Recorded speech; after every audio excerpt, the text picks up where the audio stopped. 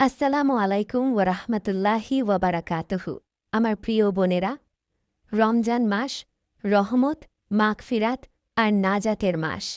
এই মাসটি আসলেই আমাদের ভেতরে এক অন্যরকম ভালো লাগা তৈরি করে, তাই না?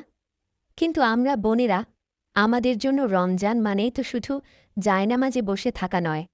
সাহরির সময় সবার আগে ওঠা, চুলা ধরানো, সবার খাবার রেডি করা, বাচ্চাদের সামলানো, এরপর যারা বাইরে কাজ করেন, অফিস সামলানো, ইফতারের আগে সেই আবার রান্নাঘরের গরম ধোঁয়া আর ক্লান্তি। এত কষ্ট, এত পরিশ্রম, সব কিছু সামলে আমরা যখন রোজা রাখি, তখন আমাদের শরীর অনেক সময় আর কুলাতে চায় না।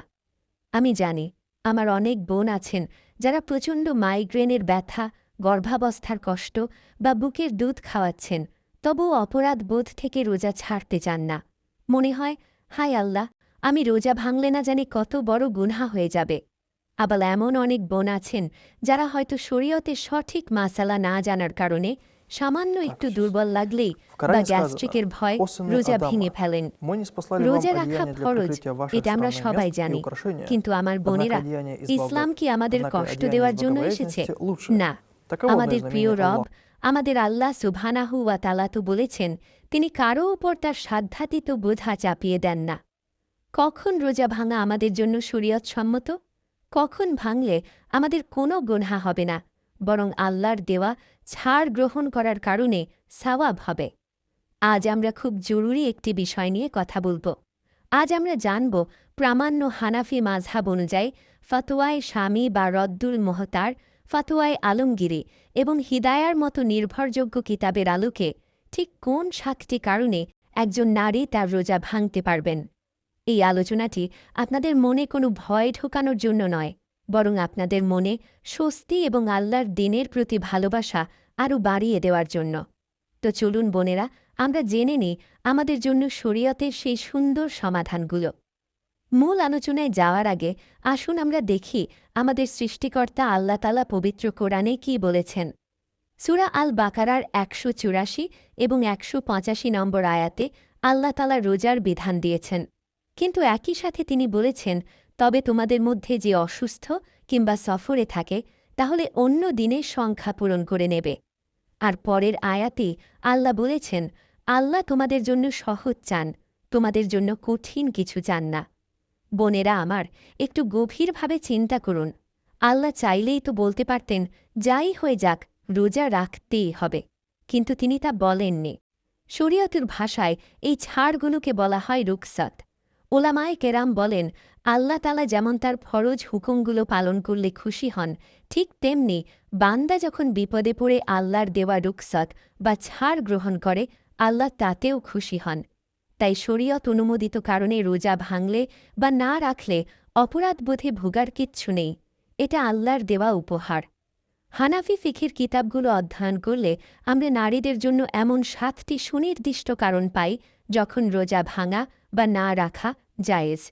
আমি প্রতিটি কারণ খুব সহজ করে আপনাদের জীবনের সাথে মিলিয়ে বুঝিয়ে বলছি, একটু মনোযোগ দিয়ে শুনবেন। প্রথম কারণটি আমরা সবাই জানি, হায়েজ বা মাসিক ঋতুস্রাব। এই সময় রোজা রাখা সম্পূর্ণ হারাম। শুধু রোজা না রাখা নয়, যদি কোনো বোন রোজা অবস্থায় থাকেন এবং ইফতারের ঠিক ১ মিনিট আগেও তার হায়েজ শুরু হয়ে যায়, তবে তার ওই রোজাটি ভেঙে যাবে। অনেকে মন খারাপ করেন, কাঁদেন, আমার রমজানের এতগুলো রোজা নষ্ট হয়ে গেল। বোনেরা, মন খারাপ করবেন না।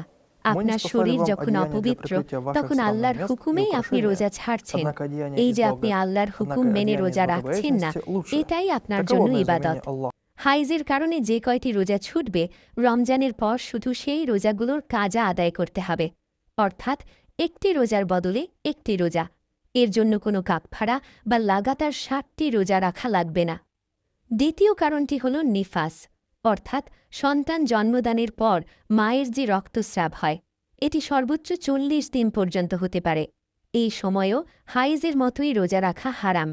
একজন মা সবে মাত্র একটি জীবনের জন্ম দিয়েছেন, তার শরীর ভেঙে পড়েছে।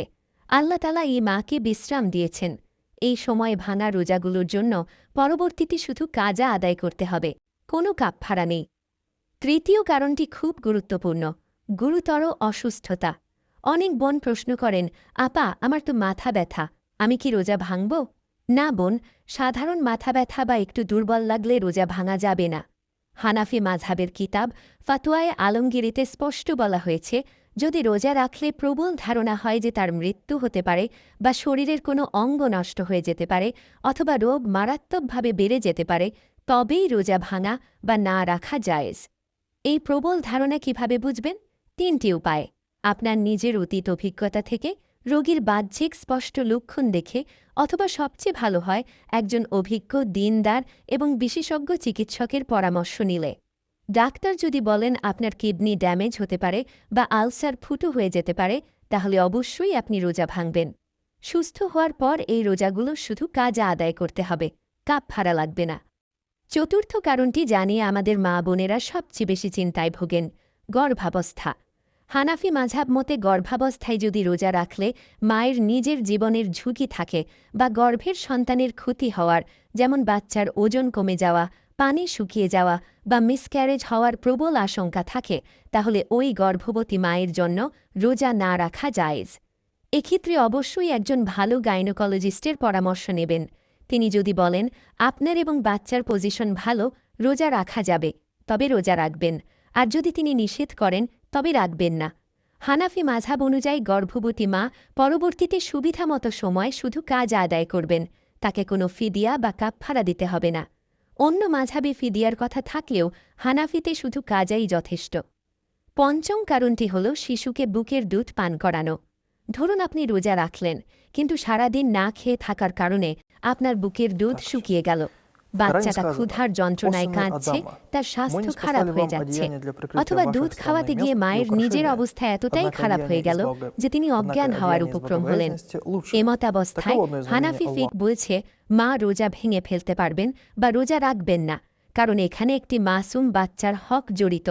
পরবর্তীতে যখন বাচ্চা শক্ত খাবার খাওয়া শুরু করবে বা বুকের দুধ ছাড়বে, তখন মা এই রোজাগুলো শুধু কাজা আদায় করে নেবেন, কোনো কাফফারা লাগবে না।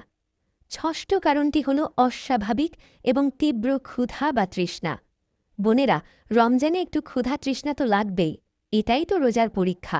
কিন্তু যদি অবস্থা এমন হয় যে রোজা রাখার কারণে শরীর এত পানি শূন্য হয়ে গেছে যে জ্ঞান হারানোর উপক্রম বা প্রচণ্ড গরমে হিটস্ট্রোক করার অবস্থা তৈরি হয়েছে, যা তার জীবনের জন্য হুমকিস্বরূপ, তখন শরীয়ত তাকে রোজা ভাঙার অনুমতি দেয়।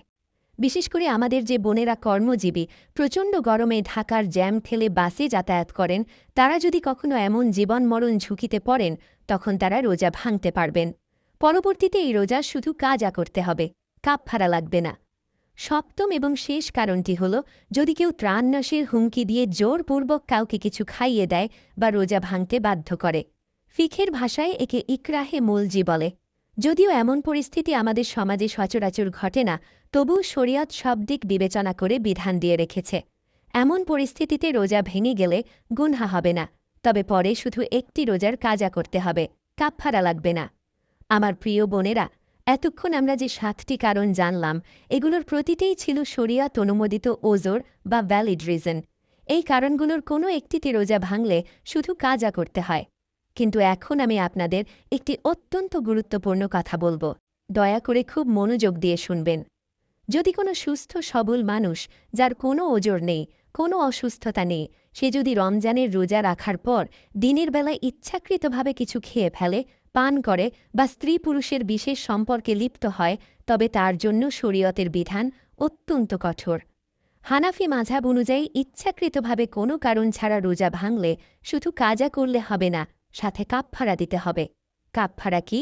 কাফফারা হল যেই রোজাকে ভাঙল তার বদলে একটি কাজা রোজা রাখা এবং শাস্তিস্বরূপ এরপর একটানা বিরতিহীনভাবে 7টি রোজা রাখা।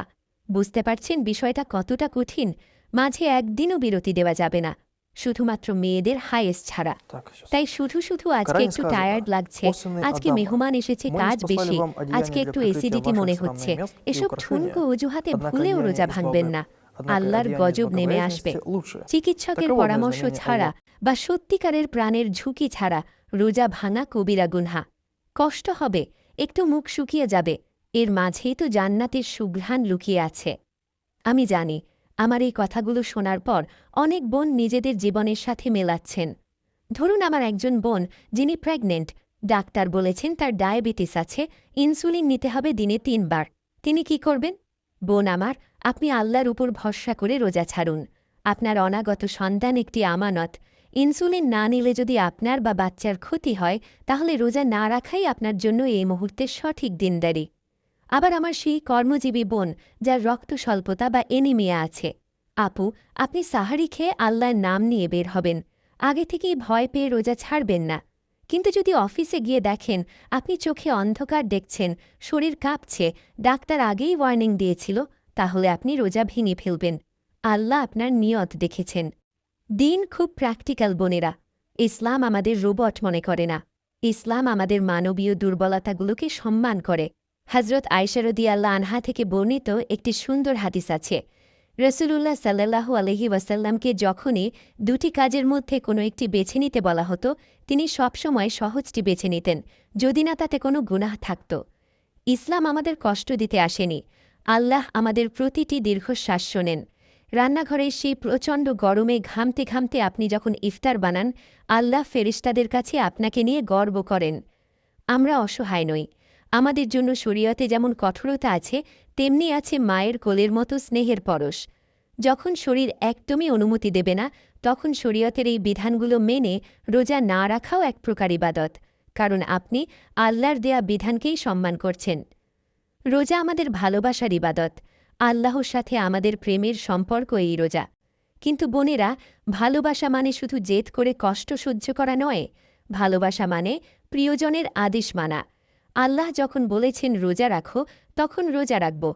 আর আল্লাহ যখন বলেছেন তুমি অসুস্থ, তুমি মা হতে চলেছ, তুমি এখন রোজা রেখো না, তখন অবনত মস্তকে সেই নির্দেশ মেনে নেওয়াটাই হল প্রকৃত বন্দেগী। আসুন আমরা না জেনে না বুঝে নিজেকে বা অন্য কাউকে দোষারোপ না করি। আমরা বোনেরা জেনে বুঝে সঠিক মাসালা মেনে আমল করব ইনশাল্লাহ। আল্লাহ আমাদের সকলকে সুস্থতার সাথে, ঈমানের সাথে রমজানের হক আদায় করার তৌফিক দান করুন। আমিন। আমার প্রিয় বোনেরা, আজকের এই আলোচনাটি যদি আপনার মনে একটুও প্রশান্তি এনে থাকে, তবে কমেন্টে লিখে জানান, আমি সহি মাসালা জেনে রোজা রাখব। আপনাদের পরিচিত যত মা, বোন, বন্ধু-বান্ধব, আত্মীয় আছেন, তাদের সবার কাছে ভিডিওটি শেয়ার করে দিন। হতে পারে আপনার একটি শেয়ারে কোনো অসুস্থ বোন তার মানসিক কষ্ট থেকে মুক্তি পাবে। ভিডিওটি সেভ করে রাখুন, যাতে পরবর্তীতে দরকার হলে আবার দেখে নিতে পারেন। সবাই ভালো থাকবেন, সুস্থ থাকবেন। আমার জন্য দোয়া করবেন। আসসালামু আলাইকুম ওয়া রাহমাতুল্লাহি ওয়া বারাকাতুহু।